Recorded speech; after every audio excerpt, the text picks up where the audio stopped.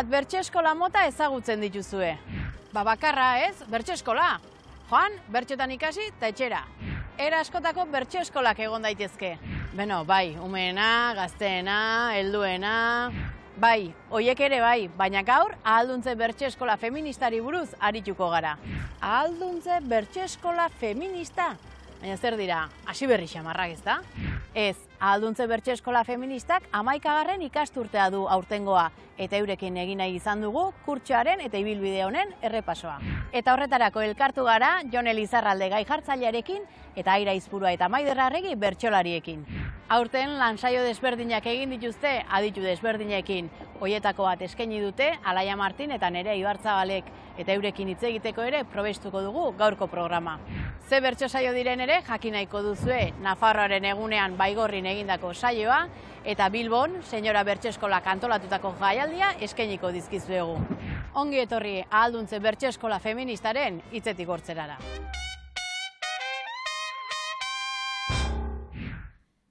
Señora batzuntzat da, irain antimoda, baztertu beharreko horren metafora.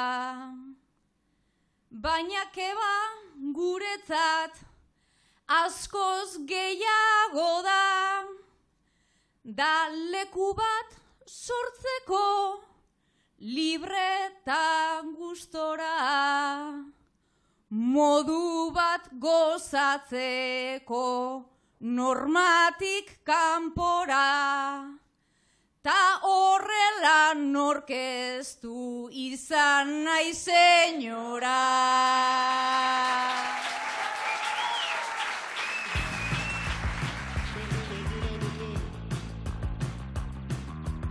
Iaz bete zituen 10 urte Ahalduntze Bertso Eskola Feministak. Aurtengoa 11. izan da. Hilero elkartu dira Euskal Herriko txoko desberdinetan. Joan dira parte hartzaile batzuk, etorri dira berriak.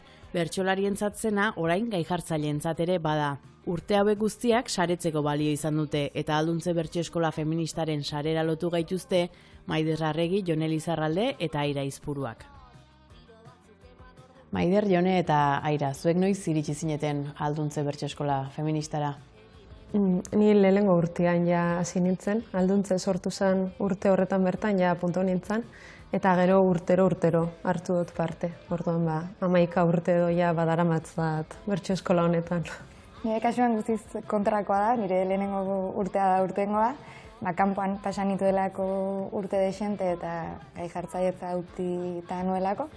Eta iaz señora sariketaren aitzakian probatu nuen, eroso sentitu nintzen eta aukera sortu zenean, barrura.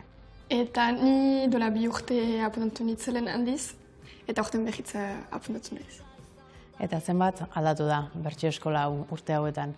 Asko aldatu da, jende asko aldatu da adibidez. Nik uste ni naizela bakarra hasieratik bukaerara arte urte denetan egon dena, gero badaude batzuk hasieran egon zirenak, urte batzutan ez eta itzuli direnak. Eta jende berri asko sartu da, eta bertso eskolak berak ere formatua aldatu du urte hauetan zehar. Adibidez, aurtengo berrikuntzetako bat izan da, hizlariak datorzkigula. Saio guztietara ez, baina batzuetara bai. Eta nolakoa izan da, aurtengo ikasturtea? Polita. Nik urte erdia egin dut, baina hasi nahi zenetik biziki girona izan da gure hartan, eta biziki polita izan da justuki berrikuntza hori hizlariena barne izatea. Baitz egin datzagun, gaur egungo Ahalduntze Bertso Eskola Feministari buruz.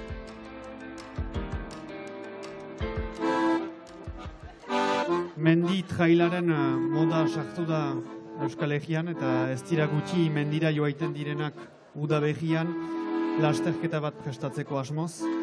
Zuek hiruek duela hilabete batzu izena eman zenuten trail batean parte hartzeko elgarrekin. Eta gaur hiruak elgarrekin gelditu zizte lasterketa hori prestatzeko. Nola senditzen zizte? Aldapan gora hasi, gara mantxo, baina hasieratik hainbertze arazo. Birikak ta sabelak, haineri eraso, Nafarroan eguna izan baitzen atzo. Naiz eta ari garen, astero aritzen, aldapa ikusten dut, grisenetan grisen. Ez dakit ari naizen, pixkanaka hiltzen, baina hankak ez ditut, ian abaritzen. Ultratrailak badatoz, ezin daldatu gaiz, izena eman genuen, bukerean garaiz. Dena aldapagora, sasi eta arkaitz, bizitzan lehen aldiz, damutu egin naiz. Beraz guztientzako dugu hau gogorra, norrek ekarri digu olako zigorra. Trampa egitea da hemen derrigorra, hartuko ote dugu mendiko motorra. Motor horrek nire ez di egiten kilika, baina zertan gabiltza mendian korrika. Igual erretiratu behar garatita, prest daukadan bakarra delako outfita. Ni alperra naizela, ez da nobedade, zuen atzetik noa, suabe, amaren aurpegia, daukat parez pare, horrela ibiltzeko, ze necesidade.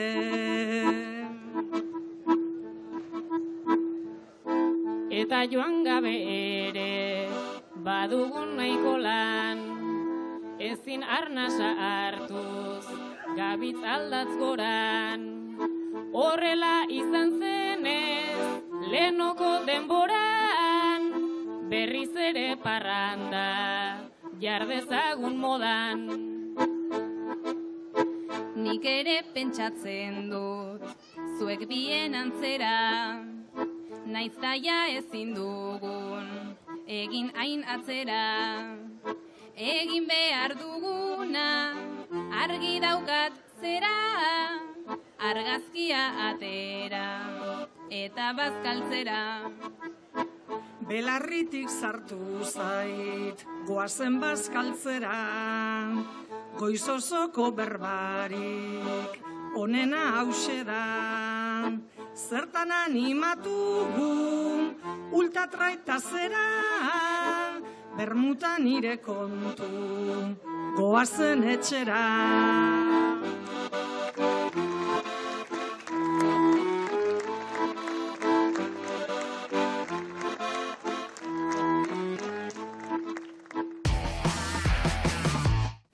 Maite medikoa zara eta kontsultan paziente berri bat oiana sartu zaizu.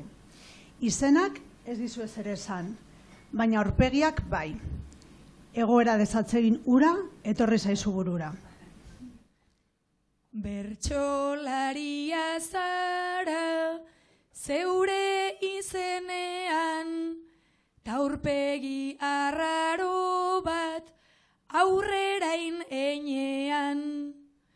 Normala hau pasatu badazken finean, kaka egin duzula prakaren gainean.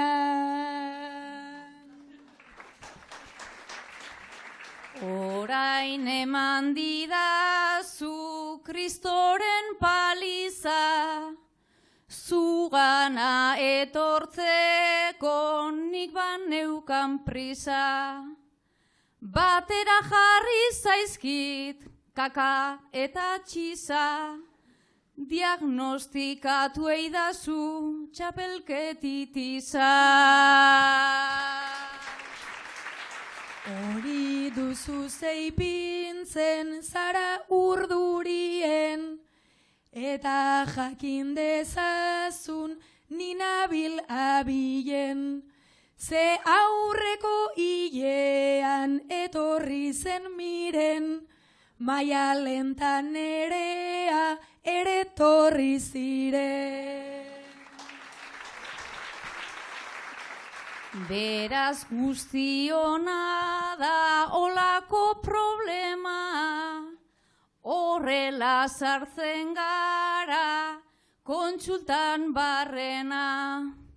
Nik ere hartu nahi dut izan arren pelma, Maialen ta Nereai eman zeniena. Beraz irekiko dut folioen kaja, badakit zer nahi duzun oiana jajaja. Ona etortzen dira horren beste maja, bizitza osorako jarri dizut baja.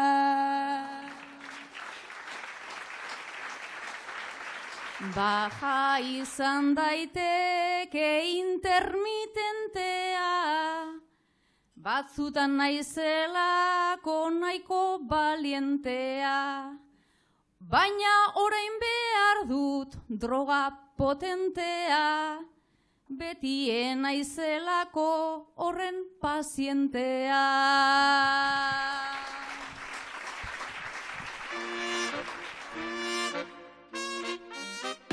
Konpromisoa, esperimentazioa eta aniztasuna ditu oinarri. Ahalduntze bertso eskola feministak zergatik dira 3 oinarri horiek hain garrantzitsuak eta zergatik dira 3 oinarri horiek?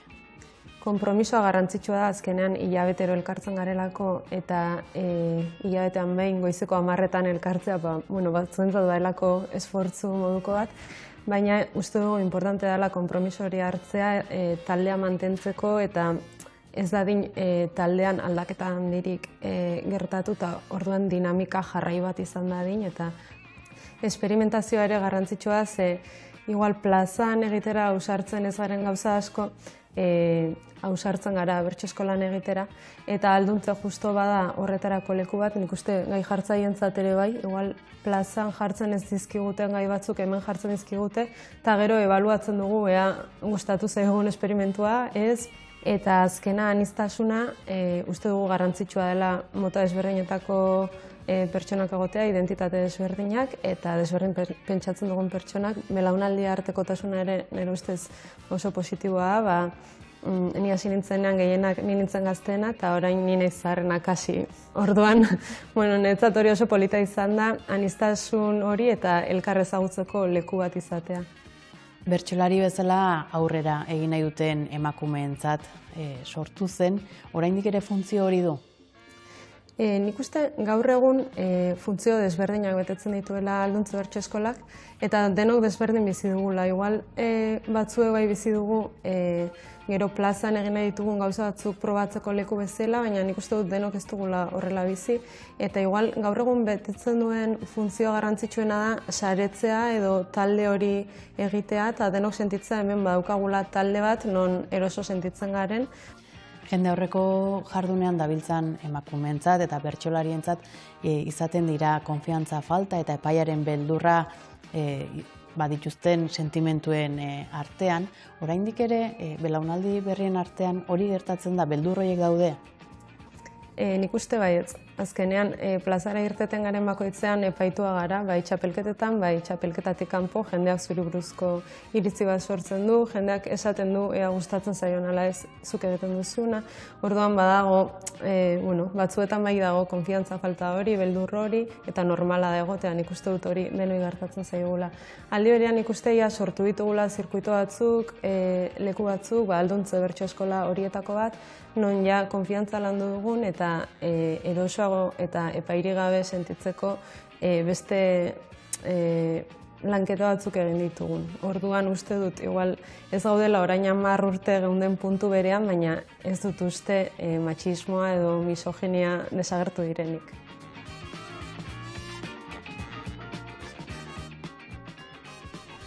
Zuek biak herri txiki bateko kultur eragileak zarete. Eta udaleko berdintasun sailetik martxoaren 8irako bertso saio feminista bat antolatzea eskatu dizuete. data borobilak amorrua eragin dizue. Proposamenaren ertzek, galderak, hausnarketak eragin dizkizue. Zer da bertso saio feminista bat? Zer bai, edo zerrez, edo...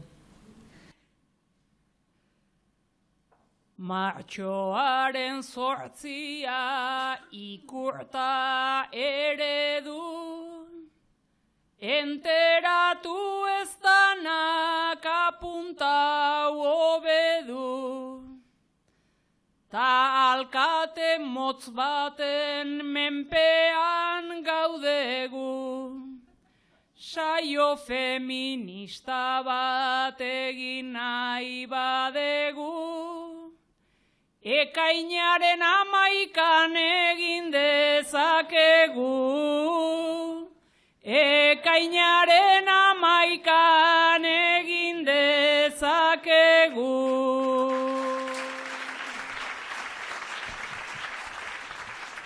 Martxoa beti martxo, beti hain borobil, udala tinta morez zipristintzen dabil, ekainez egitea bota duzu umil, ai baina ekainean feministak amil, martxoan jaio eta apirilean hil, martxoan jaio eta apirilean hil.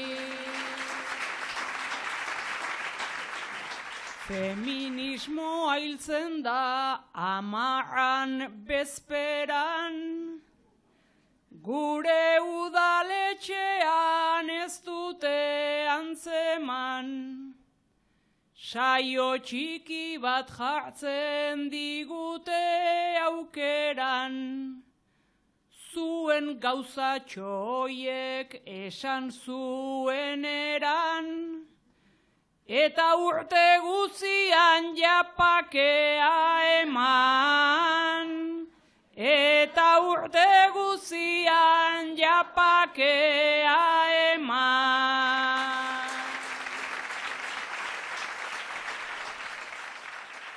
Euren ustez gabiltza alferrik berbetan, antolatzen dut eta gero ez daude bertan, eta horri men egin guk ez dugu zertan, ez baitute sinisten guregan benetan, baina ondo gelditzen da euren txostenetan, baina ondo gelditzen da euren txostenetan. Zer da martxoak 8 bat antolatzea, beti positiboa bada balantzea. Urtean zehar dago zera horren atzea, urte guzian behar data plaza hartzea, ta eurako hartu gabe labana sartzea, ta eurako hartu gabe labana sartzea. Bai arrazoi daukazu hoixe obedela, agenda bete-bete ein leike onela. Feminismoa ez baita neutroa epela, ta ikusiko dute modu hontan bestela, arriskutsuak ere izan gaitezkela, arriskutsuak ere izan gaitezkela.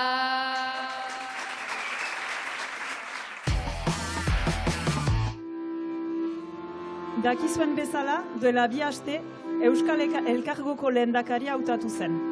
Lehen aldikotz, denen agidurarako lehendakari abertzale bat hautatua izan zen, bigarren itzulira heldu zen EAJ-ko hautagaiak pausu bat gibelera egin eta. Antzirenek, bi itzulien artean ikusi zituzten bi hautagaiak elkartzen eta ahapetik hitz egiten. Zu honintza, Peio Etxelekuzira eta Maiane zu aldiz Alean Iriart. Zer ejan ote zinuten elgarri egun hortan? Herri honetan ezer, ez denez debalde, hautaketa joan da, suabe, suabe.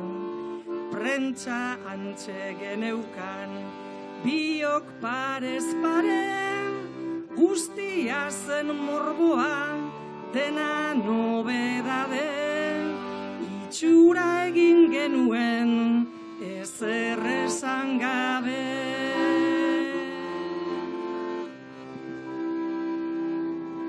Berezuk duzu horren aurpegi tinkoa, baina gibelaldean ez da hain finkoa. Eta egin genuen beti-betikoa, isilpean hitz egin ez baita mitoa, baina onartu zenidan urdaiazpikoa.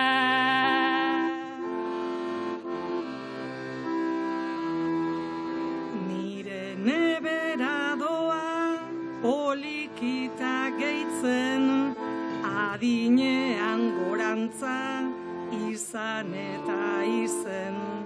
Nik zintzo esan izun, benetan hain zuzen, naizta Sabinetxean, enauten ulertzen, ahaleginduko naiz, pausu bat atzentzen.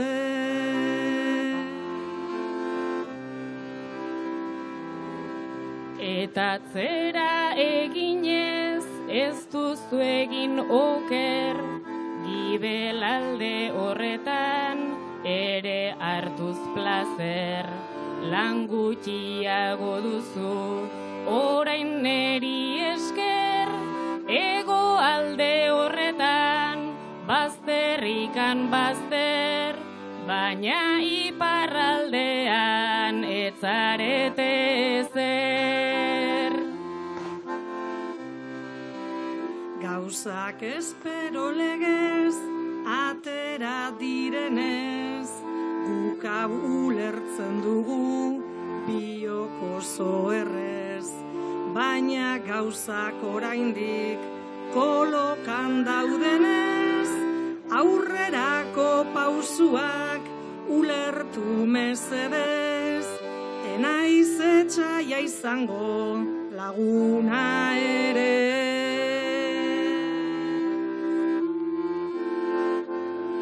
Baina batera pasa behar dugu bizitza, lasai ez da izanen sobera bortitza. Zerbait utziko dizut, ematen dut hitza, baina hortako behar da gu gaitezen mintza. Zuretzako nik ez dut utziko irigintza.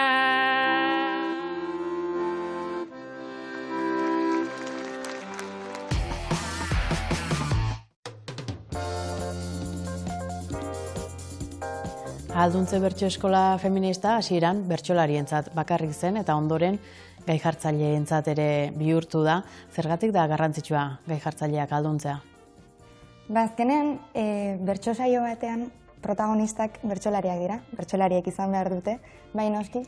Baina bertsoa den komunikazioan badaude bestelako agente batzuk parte hartzen dutenak eta bertsolariek aipatzen dituzten beldur horiek ere bizi dituztenak. Azkenean, gai jartzaile batek saio bat prestatzen duenean ardura du, erabaki asko hartu behar ditu berak, bai aurrez, bai ondoren. Eta bertsolariek esaten dutenean, plazara ateratzen garenean, gorputza jartzen dugu, ahotsa jartzen dugu, irizia jartzen ditugu, gauza asko jartzen dugu gure partetik, gai jartzaileak ere bai. Garrantzitsua irutu zaidana edo niri lagundu didana saretzea izan da, eta elkarrizketa batzuk izatea eta hitzak jartzea bizi ditugun esperientzia hori. Eta zuei pertsonalki bertxotan zer eman dizue Alduntze Bertso Eskolak? Egia da, hori ni lehen aldiz etorri nintzelarik, 18 urte nituen, eta junerekin haudatu ginen biak, egia da, bi gazte egisagoa puntatzen direla. Baina hori naiz, hasieran pixkat bai txiki eta gazte senitzen nitzela, eta egia da gure hojarteko hilbidea zela biziki eskolartekoan formatua. Eta niri hainitz goxatu ninduen bertsoarekiko ezagutzea jendea, eta hainitz ere belaulandien arteko partekatzea horretan, zen azkenean ikusten duzu jende bat zure egoeran izan dena edo izango dena, eta orduan elkartruke horrek hainitz goxatzen du. Nire kasuan niri lagundu dit ahotsu bat bilatzen. Baina bai egia da gai-jartzaileok ez garela askotan bertso eskoletan egoten. Bai bertso eskolako taldetan eta bai gauzak antolatzen direnean, baina bertso eskoletara ez gara joaten. Eta gaur egun 5 plazatik gora urtean gai-jartzaile oso gutxik izaten dituzte. Orduan, gauzak nondik eta nola egin nahi ditudan erabakitzen lagundu dit Alduntze Bertso Eskolak. Niretzat oso garrantzitsua da bertsotan eredu batzuk izatea ikusteko zer egin nahi dudan edo nora hurbildu nahi dudan eta Alduntzek hori eman dit. Lehen urtetan ikusten dituen ni baino zaharragoak eta ez dakit aipatzen zuten gai honi hemendik heldu diot, baina igual hemendik heldu al nion eta niretzat zen nik egiten nuen ordura arte al nuena. Hortik hasi eta gaur egun entzuten zaituztedanean zuek ere beste bideo batzuk ikusten ditut, beste bertxokera batzuk eta etengabe ikasteko leku bat izan da niretzat. Esperimentazioa aipatzen da, Alduntze Bertso Eskola aipatzen denean, lehen ere hitz egin dugu, horri buruz nola esperimentatzen da, nolakoa da bertako laborategia? Bertako laborategia hasten da aurreko saioa amaitutakoan. Hau da, prestatzen hasten gara bertso eskola bat, hilabete guztian zehar horrek implikatzen du, hilabete guztian aktibo egotea, gaiak pentsatzen, ariketak pentsatzen, jolasak prestatzen eta esperimentazioak pentsatzen.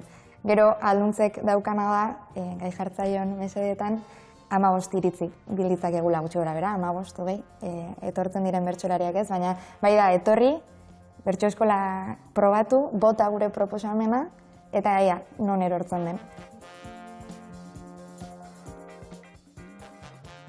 Zuek biak pisua elkarbanatzen duzue, maitasun pilo bat ere bata bestearen ganako elkarbanatzen duzue, laguntasun handia ere elkarbanatzen duzue, eta horraino, komunean daukasuna.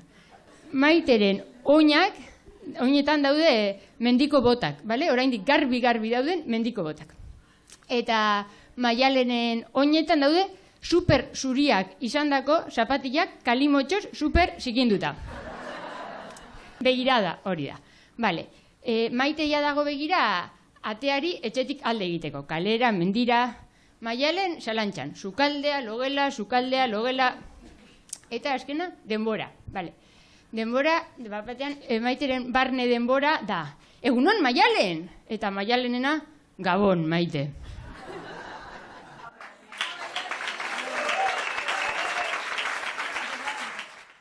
Ahots estridente bat, burua jirala, egun ondiz esan dit eta bibala.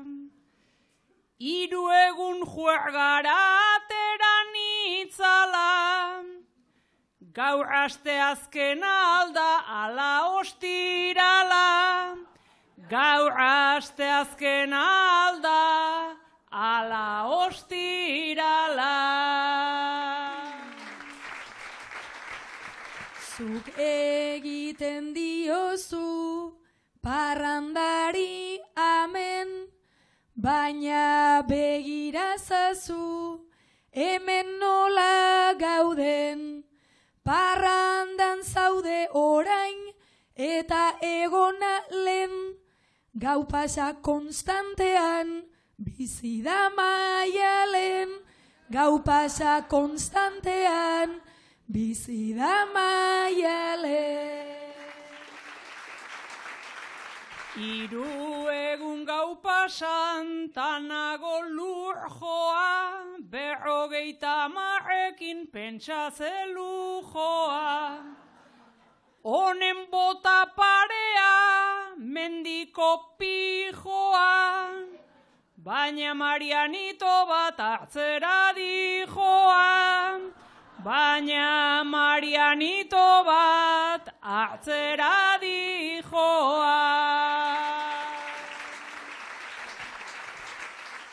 Nik nire azken parranda, ez dakit nola zen, zure jarrera hori ez dut aguantatzen.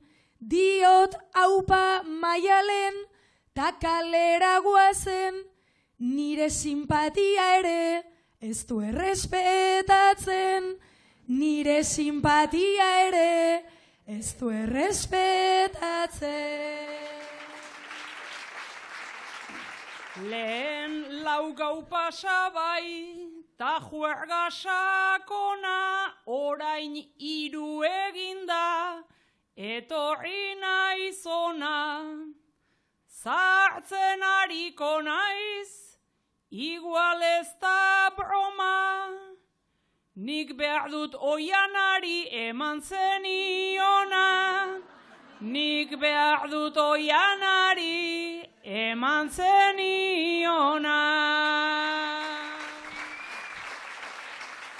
Beraz droga pila bat eta bertokoak, alkoholez bustiostean tabernatxokoak. Ordua jakin daizun hemen txegakoak, 6:30 dira baina arratsaldekoak. 6:30 dira baina arratsaldekoak.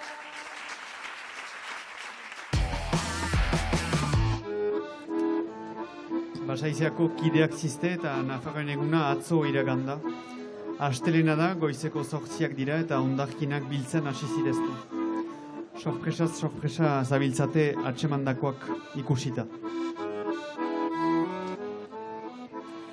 Hau da falta zen bakarra, hau da falta zen bakarra, zer da ona edo txarra, txokolateari zeinek atera dio aparra, atera zion aparra, zer da ona edo txarra. Esperientzia duguta, esperientzia duguta, baina mekauen la fruta. Zeinek egin zuen alde, hemen zapata aztuta, hemen zapata aztuta, esperientzia duguta. Odol tantak bat bi iru, odol tantak bat bi iru, pixkanaka ditut bildu. Maianen hilekoa da, edo nagusia hildu, edo nagusia hildu, odol tantak bat bi iru. Galdera ez da nobedade, galdera ez da nobedade, horren froga asko daude, zenbat jende itzultzen da, etxera kulero gabe, etxera kulero gabe, horren froga asko daude. Garbitzen gabiltz betigu, garbitzen gabiltz betigu, baina musika ari du. Hainbeste txarangarekin batek gitarra utzi du, batek gitarra utzi du, garbitzen gabiltz betigu. Amaia eta xal bat bela, amaia eta xal bat bela, ikusi ditut horrela. Hauek ez ziren ohartu, eguna bukatu zela, eguna bukatu zela.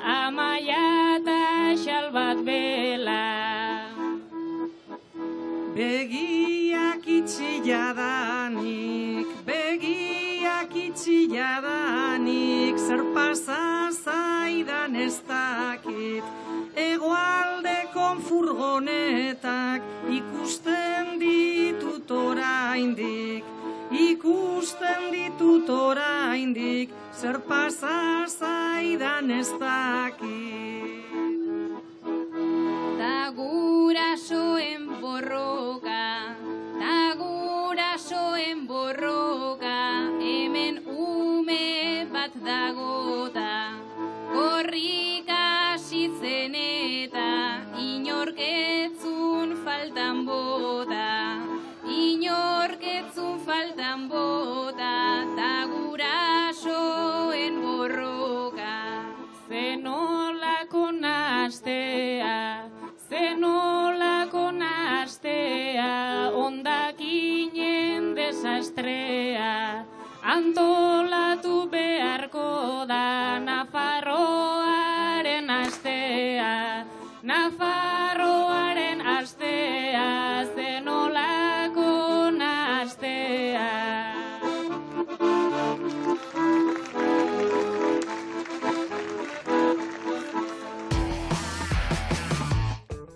Aurtengoa bertso eskola ibiltaria izan da, zergatik hartu duzue erabaki hori eta zer izan du berezitik Euskal Herriko txoko desberdinetan ibiltzeak? Erabaki hori hartu zen eta hor arte egiten zen Biabonan edo Durangon, eta egia da piskat denek berdistantziak partekatu ditzagun egin zen ibiltaria, eta egia da ere urte berezia izan dela 2005-2006, txapleketak izan baitira, eta polita izan da ekartzea txapleketa hori zen lekura eta momentu horiek ere partekatzeko. Lantsaio desberdinak ere izan dituzue adituekin, nortzuk etorri dira eta zer eman diote bertso eskolari?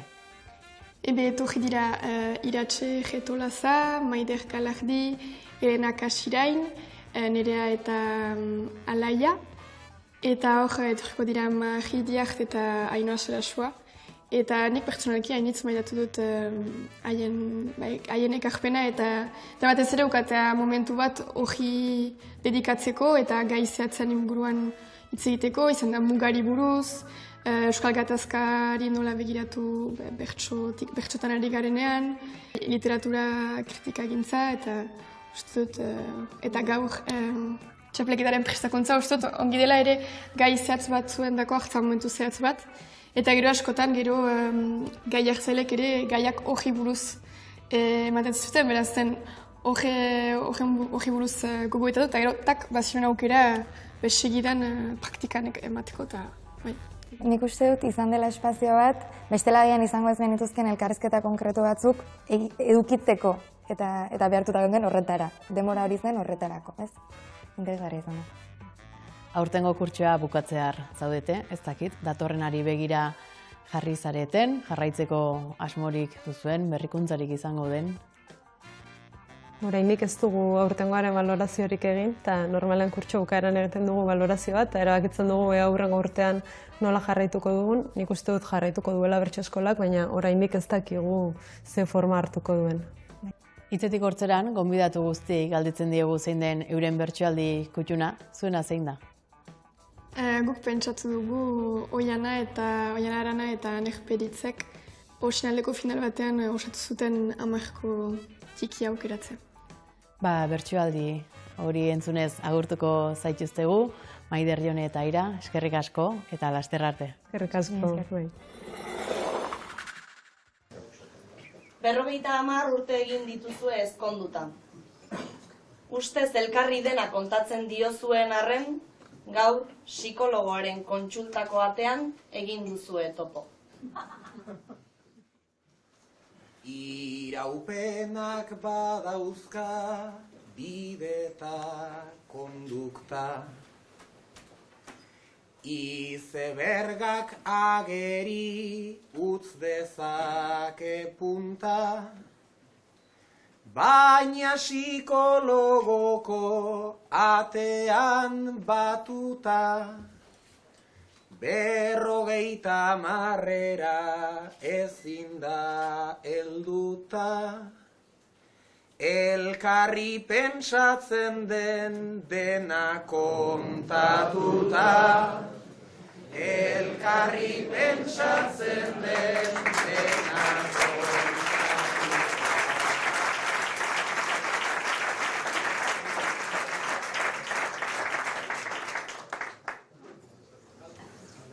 Hogei urtekin presa ondo ezkontzeko, gero familia egin zerta hiru umeko, bakoitza bere mundu ta bere etxeko, tarteik ez dugu izan gero ni zaintzeko, ta orain laguntza behar ondo egoteko.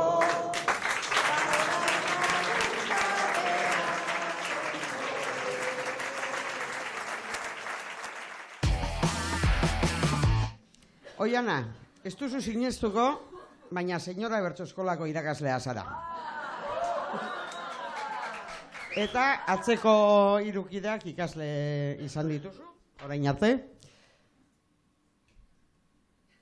Nerea, hasieratik etorri da, txintxo saio guztietara, agindu diozun guztia bete du, oso ikasle saiatu, baina Maite ere hasieratik etorri da, baina tarteka marteka etortzen da, eta ondo pasatzera baino ez.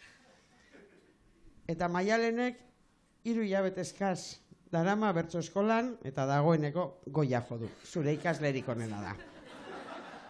Kontua da, ikasturtea amaitzen ari dela, eta ebaluazioa egin behar duzula. Gure maitetxu nahiko makarra, ni irakasle koitauan. Bere atzetik ibili behar, zeinen tipa enpanauan. Asistentzia ere ez dauka egonkorra eta laua. Baina primeran rimatzen ditu araua eta ardaua. Baina primeran rimatzen ditu araua eta ardaua.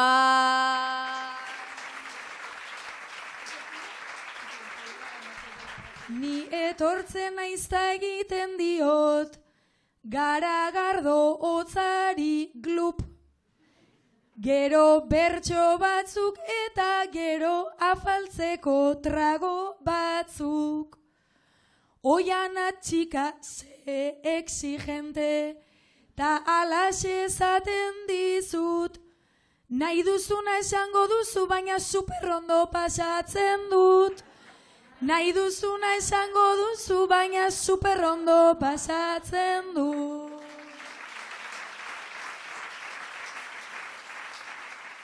Eta nereak ez dit ematen martitzenetan pakea. Badauka grina, badu afana, badauka borondatea. Baina bertsolari izateko oraindik falta tartea. Gaur esan diot gauza ederra da gai jartzaile izatea.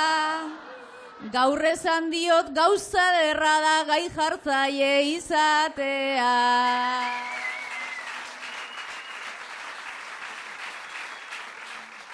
Gai jartzailea rima zaila da, ez zait kabitzen eskeman, ni metodika naiz bertsoetan, rimategian aleman. Eta gainera funtzionaritzan hortxe aritzen aizteman. Aprobatu nahi ezpadidazu behintzat titulua eman. Aprobatu nahi ezpadidazu behintzat titulua eman.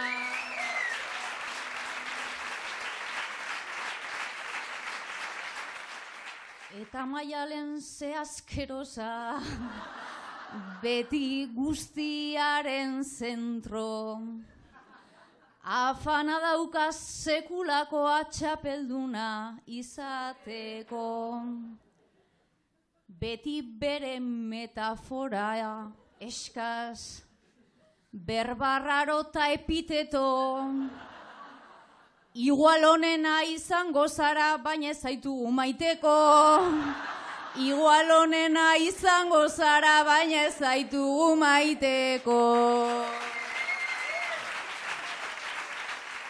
Ez maitatzea neri berdin zait, nik maite zaituztet klaro. Kantatzen dut ta jende guzia isilik dago zeharo. Irakasleak morbo azula aditu nuen lehenago. Bersoa ez zait gustatzen, baina oso motibauta nago. Bersoa ez zait gustatzen, baina oso motibauta nago.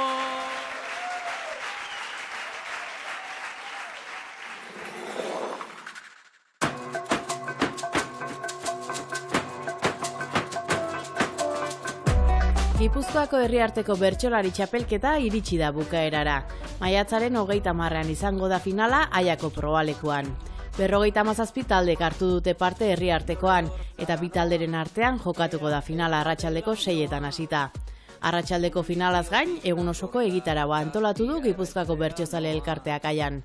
Informazio guztia irubebikoitza.bertsozale.eus atarian duzue.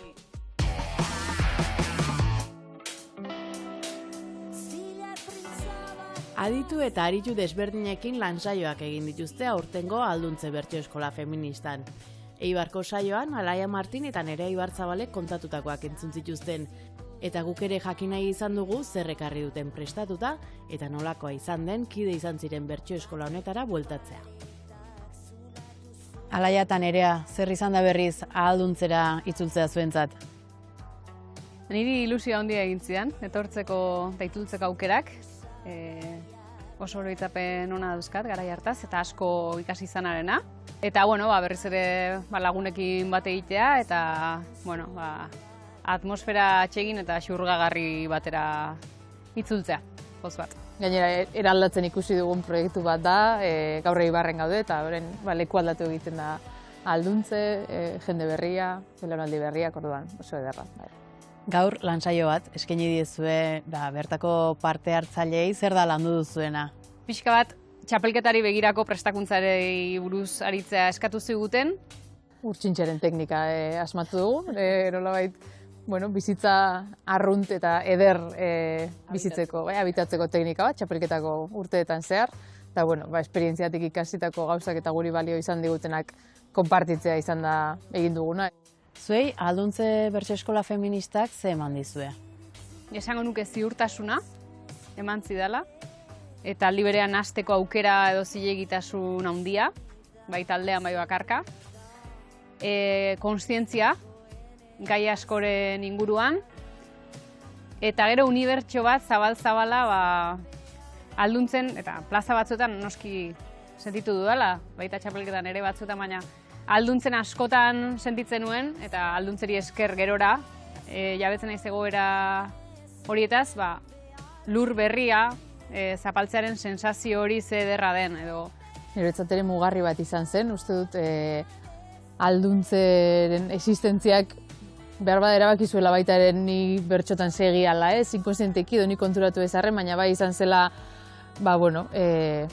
belaunaldi arteko transbrase izugarri bat, elkar ezagutze bat, eta gai bat entzunta zehozer zabaltzen zitzaizula sentitzea, askotan plazan beti gertatzen ez den egoera bat, edo askotan itxita goazelako holtzara, hor da, gauza asko zabaldu egiten ziren, eta horko tantak gero plazara doaz, ez? Beraz, Alduntze Bertso Eskolan esperimentatutako gauzak eraman izan dituzue, holtzara.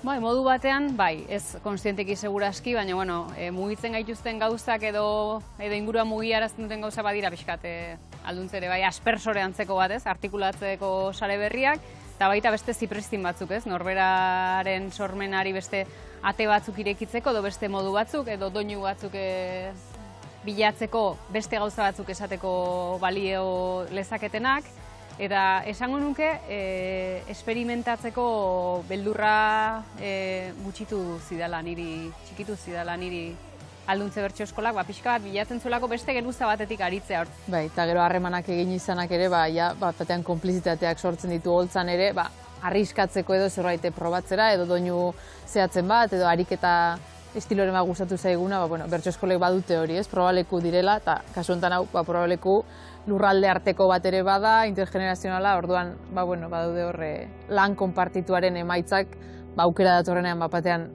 plazara jausteak edo tanta horiek iristeak, poza ematen. Laia eta Nerea, eskerrik asko, tarte hau eskaintzeagatik eta laster arte. Zuei. Aizen bat gai jartzaile eta lau bertsolari, Bakoitza noiz irtengo zeuden adi-adi.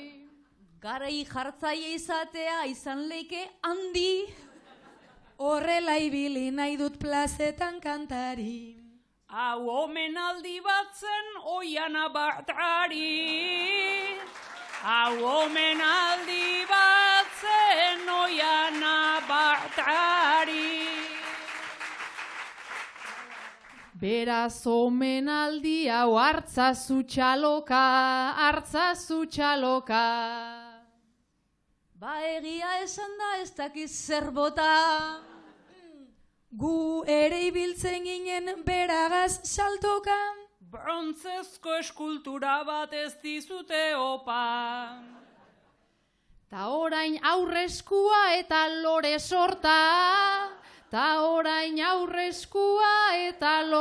sorta. Niri omenaldia, aibala. Zara irakasle ona eta profesionala. Bai, irakaslea da bistan den bezala.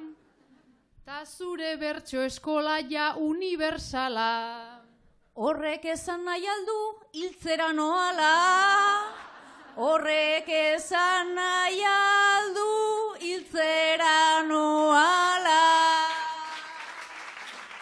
Amama pakitagaz, joan nahi alduzu. Keba nahiko sasoiko ta indarrez zaudezu. Zuk jende zintzoari egiozu kasu. Zerurako bidean ni zuzen naukazu. Momentuz bizitzari emaiozu musu.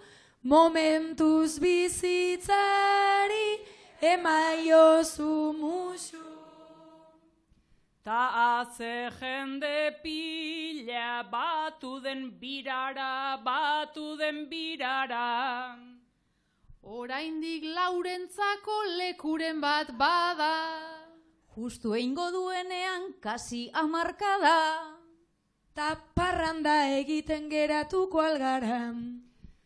Behintzat soldaut eginda, bete dugu jada. Behintzat soldaut eginda, bete dugu jada. Toperaino bete da, ia jodu goia. Ez da errez topatzen horrelako joia. Hiru idola zeudela justo arrazoia. Urrena San Mamesen ta fuera baloia.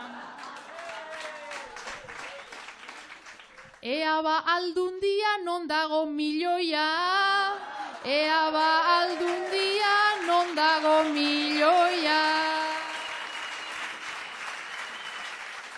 Aldundiantzat galdera nahiko tipikoa. Diruz betetzen dute beti betikoa. Zetaz jantzia dena oso goitik doa. Kulturaren patrika ez da praktikoa. Nun gastatzen duzuen diru publikoa, nun gastatzen duzuen diru publikoa. Ez diezaiegun egin aiei propaganda, aiei propaganda. Hemen badegu eta kanturako txanda. Maitasuna jasota dinbieta danba, inbidiatik ez dugu egingo demanda. Ederto pasa dugu ederra izan da, ederto pasa dugu ederra izan da.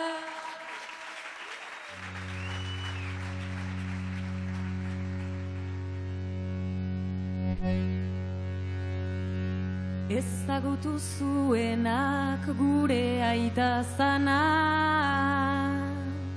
beldurrik gabe egin izan zuen lana, 8 seme alaba azitzeko zama, horregatik hartu zuen bere gana. 8 seme alaba ondo azitzeko, zerbait erakutsita haiek ezitzeko, jatea derrigorra degu bizitzeko, lana egin behar da hortan luzitzeko. Bizi guzian jardun zuen nekazari, ondo begiratuaz etxeko gauzari, bat asitzen danian bat lan eskasari, inoiz ez du jasoko beharrain bat sari. Lurreko lanak dira oso penosuak, askotan pasa zitun arkegun osua, ederkin ekatuta beraren besuak, iluntzean ez ziren izango gozua.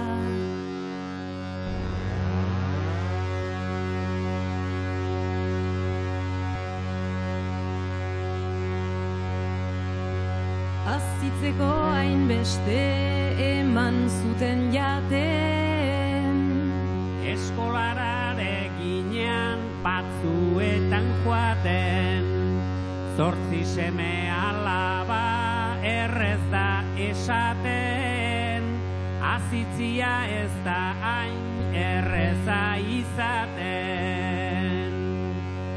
16 bat orduko eguna lanian, zer poza egun ura bukatzen zanian, beti etzan izango umore honian, bakian utzi beharra lazagonian.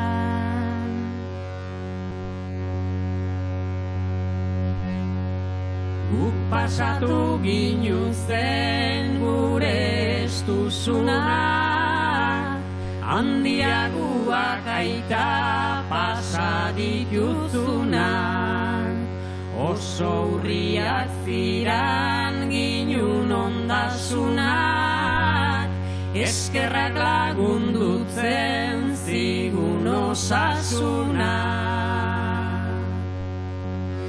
Aita gizarakuan dago zeruan, gunoiz joango ote geran esperuan, ez du egon beharrik oso luzaruan, laister ikusiko dut zer berri daguan, ez du egon beharrik oso luzaruan, laister ikusiko dut zer berri daguan.